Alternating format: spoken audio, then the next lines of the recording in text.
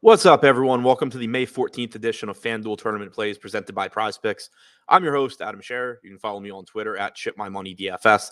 And as a reminder, you get one free month of Awesemo Plus Platinum when you sign up and make a deposit at PrizePicks. Be sure to use the code Awesemo to receive a 100% first deposit bonus up to $100. We have a 9-game MLB slate tonight. Coors Field is on the slate, so that's always going to pull some ownership and make things pretty fun from a strategy standpoint.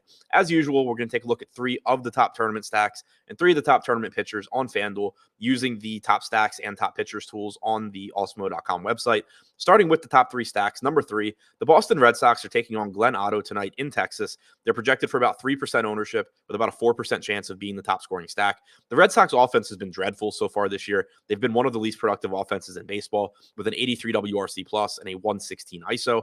Otto, so far in his young major league career, has certainly shown signs of promise, but he's also relatively inconsistent. So far this year, he does have a 4.05 xFIP. He's allowed 1.26 home runs per 9 while striking out 21.1% of hitters.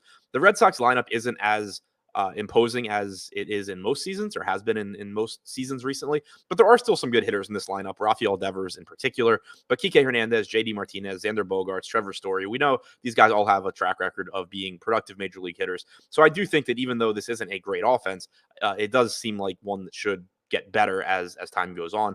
And they're not getting much ownership tonight against Otto. Number 2, the Los Angeles Angels taking on Adam Oller tonight in Oakland. This guy is bad.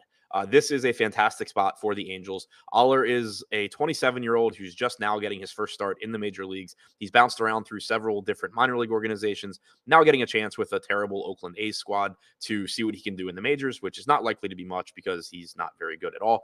So far through his first 3 starts, been really, really bad. 6.04 xFIP, 15.5% strikeout percentage, 15.5% walk percentage, 3.72 home runs per 9 innings. That's obviously not going to last because you couldn't do that even if you tried.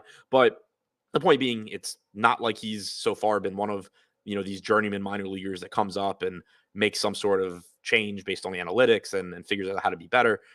This guy is just a bad pitcher pitching for a bad team, facing an Angels team that has the best WRC plus in baseball this year at 124. They have the second highest ISO at 178. They have 2 of the best individual hitters in the game in Shohei Ohtani and Mike Trout. Taylor Ward is good. Anthony Rendon is good. Jared Walsh has power. Brandon Marsh has some speed and some power. This is a very good spot for the Angels. And because they're not that inexpensive and there is a game in Coors Field amongst some other good spots, they're not projected for much ownership either right now. 2% projected ownership, 4% chance of being the top scoring stack. And number 1, the Los Angeles Dodgers taking on Ranger Suarez tonight in LA. The Dodgers, of course, have power top to bottom in their lineup. Suarez is a bit of an enigma. He started last year in the Phillies bullpen. He pitched really well. They moved him into the starting rotation. I expected him to drop off when he moved into the starting rotation. He didn't. He was very good all season long. This year, he's been bad. 4.34 xFIP for Suarez, 1.23 home runs per 9, only a 16.7% strikeout percentage. In particular, he has struggled with right-handed power. He was good against righties last year. This year, he's giving up plenty of power. His expected ISO is even higher than his actual ISO. He's not striking them out. And now he has to deal with Mookie Betts, Will Smith, Trey Turner, Justin Turner, Chris Taylor, not to mention lefties that are just very good overall hitters like Freddie Freeman and Max Muncy.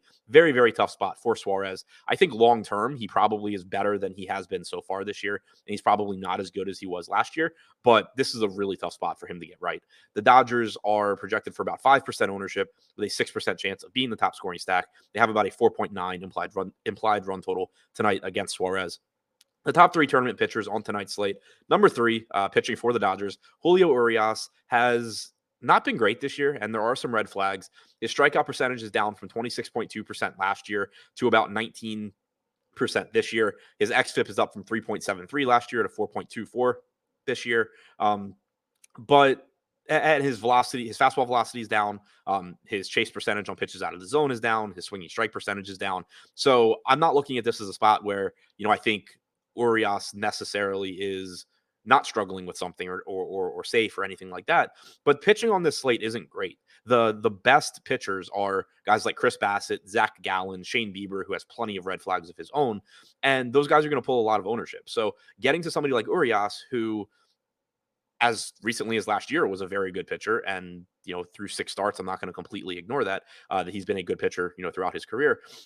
It's a difficult matchup against the Phillies. It's a risky spot, but he is only projected for about 2% ownership with a 6% chance of being the top scoring pitcher. Number 2, Glenn Otto taking on the Boston Red Sox. I talked about the Red Sox as a stack that wasn't getting much ownership. Otto also not getting much ownership at $7,300, projected for 5% ownership with a 7% chance of being the top scoring pitcher.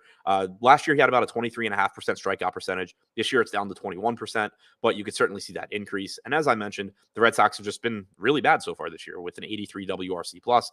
I do think that they improve going forward.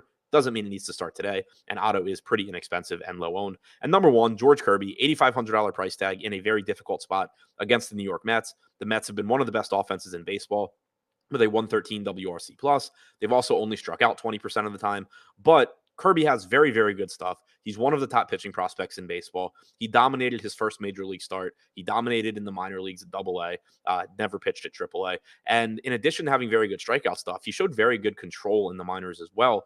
One thing that typically concerns me when these pitchers with electric stuff come up to the majors and they have really good strikeout rates in the minors and all of that is you're dealing with better plate discipline guys in the majors. So whereas you could get some minor league hitters, especially when you're talking single A and double A, to chase pitches out of the zone, get themselves behind in counts, not take walks, all of that. Hitters at the major league level are much, much better at that. But Kirby's shown very good control numbers in the minors. Makes me think that he might not have quite as much of a learning curve in the majors. And right now, he's only projected for about 1% ownership on a slate where I think that there's negative things to say about pretty much every pitching option, whether it's something about the pitcher, whether it's something about the matchup. I really like the idea of getting to a relatively inexpensive $8,500 Kirby.